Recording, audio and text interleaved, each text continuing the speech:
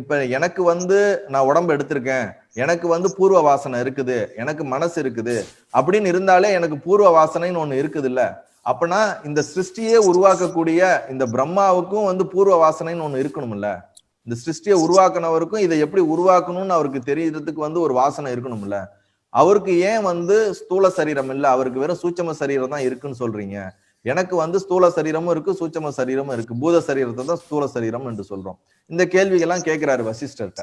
அப்ப வசிஷ்டர் மகரிஷி சொல்றாரு, இப்ப நமக்கு நான் யார் என்று தெரிந்து கொள்ள வேண்டியதும் ஒரு அறிவு இருக்குது, இல்ல இதை பற்றி எல்லாம் தெரிந்து கொள்ள வேண்டும் என்ற ஆழமான ஒரு தேடுதலும் ஒரு சங்கல்பமும், அதோடு இதை அனுபவிக்க வேண்டும் என்ற அந்த ஜீவனுக்கு அந்த ஒரு குவாலிட்டி ஆட் ஆயிடுச்சு. இந்த அகங்காரம் என்ற ஒரு குவாலிட்டி ஆட் ஆகிறதுனால நமக்கு சூட்சம சரீரமும் இருக்கு, காலப்போக்கில் அது ஸ்தூல சரீரமும் உருவாகுது.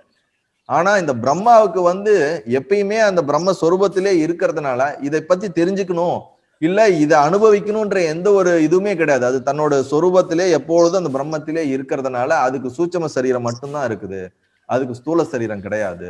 ஆனா நமக்கு தான் இந்த ஸ்தூல சரீரமும் சூட்சம சரீரம் இருக்குது. இதுலயும் நம்மளுடைய உண்மையான இது என்னன்னா, எப்படி பிரம்மா சூட்சம சரீரத்துல இருப்பது போல நமக்கும் சூட்சம சரீரம் இருப்பது சத்தியமே.